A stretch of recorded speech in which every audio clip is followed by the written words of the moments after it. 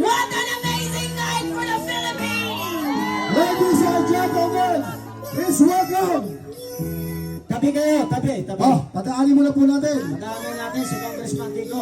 Tabi, Dito po mamaya kayo. makakapagpa-picture kayo. Dito po kayo. Lahat po ay pumunta muna sa harapan. Tabi. Dito na po tayo sa harapan, mga kabayan. Mag-congress tayo. Bigyan niyo ang daan si Congressman. Tabi. Hoy, bigyan niyo mga daan. Escort, Madaanan escort. natin. Escort, marami po ulit. Mamaya po. Laban para sa bayan! Ladies and gentlemen, Congressman Sara Barsaga! Ang pusa wala sa Forbes Park! Nandito sa wala sila ito! Nandito na ang ating idolo, Congressman Kiko Barsaga!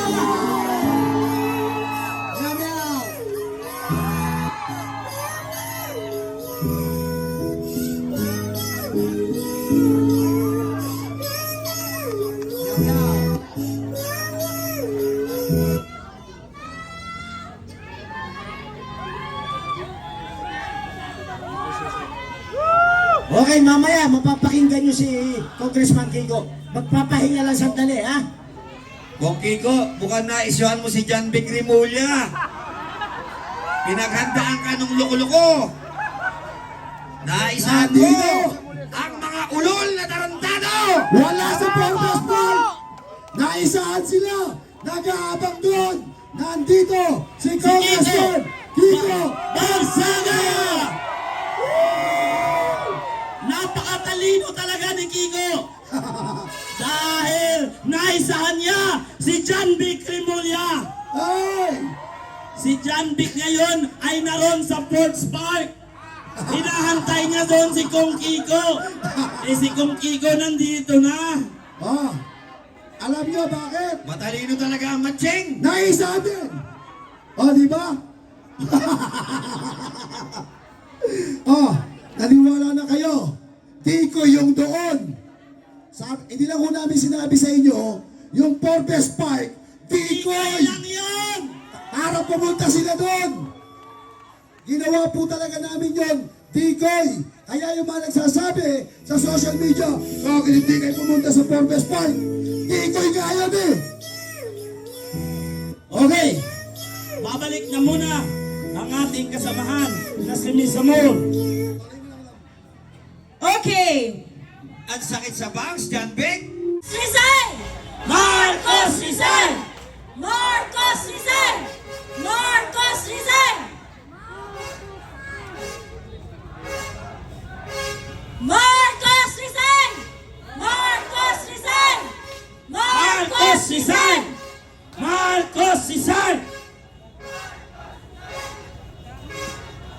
Meron pong matinding problema ang bansa natin ngayon.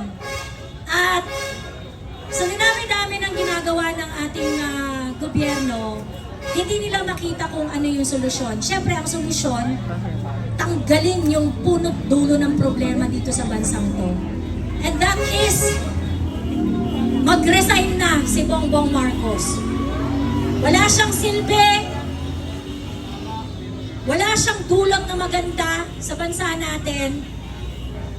At ang lahat ng nararanasan natin ngayon, lalong-lalo na ang katakot-takot na korupsyon, ay pwedeng mapigil sana ng ating presidente.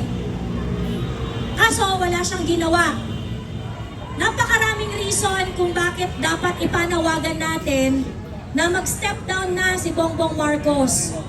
Unang-una, hindi niya kayang maging presidente. Tama? Inutil si Bongbong Marcos. Dahil sa totoo lang, pwedeng-pwede naman niya napigilan ang katsang-katerbang korupsyon na nangyayari pero wala siyang ginawa.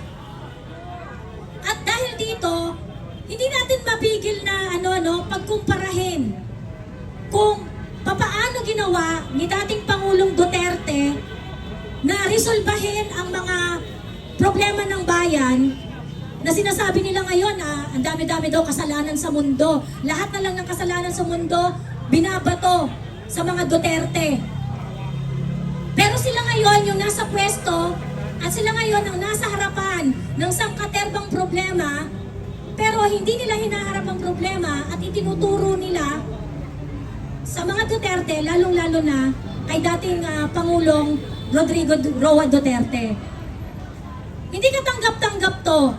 At araw-araw na ginagawa ng Diyos, naghihirap ang mga kababayan natin, naghihirap ang mga kapwa natin Pilipino, at kung ano-anong distraction ang binibigay nila sa atin so that we are going to look the other way.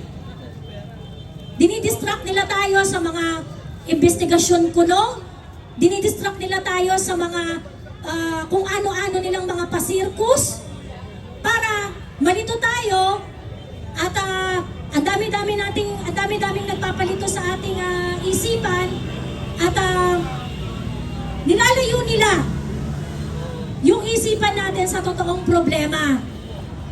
At ang isa lang gusto kong matandaan ng lahat na nakikinig ngayong gabi, huwag po tayong magsasawa dahil ang problema ay si Bongbong Marcos. Wala nang iba.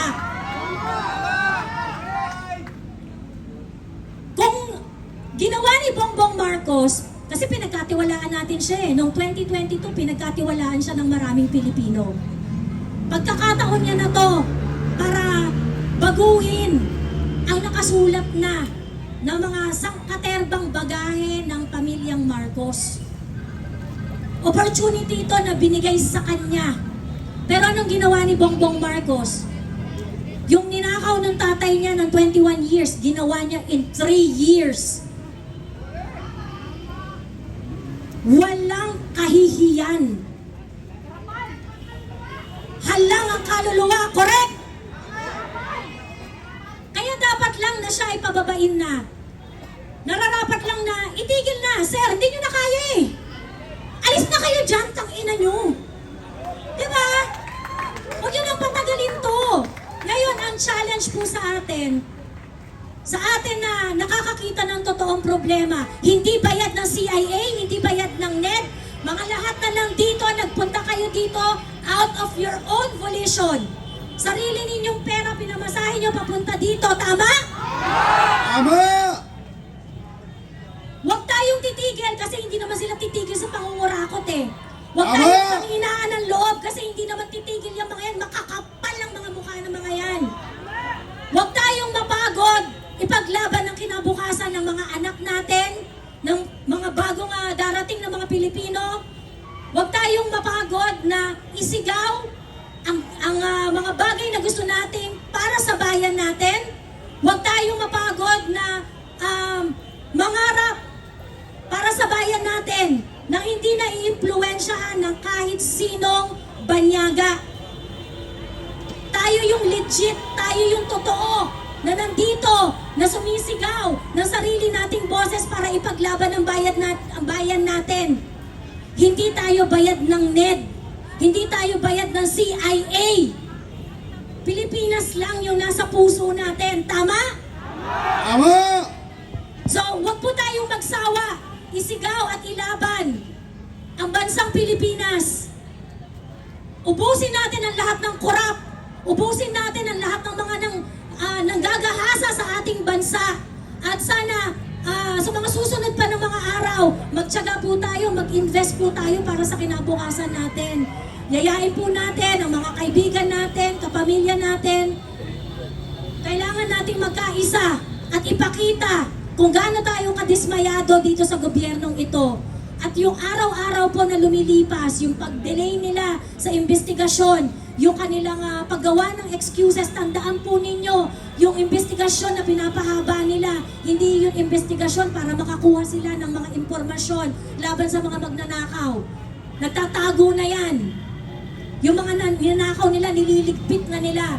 Kaya mas maigting dapat ang panawagan natin. Habang pinapatagal po natin ito, lalo nilang naibabaon yung kanilang mga ninakaw, tinatago nila para hindi na natin makita. This is an urgent call.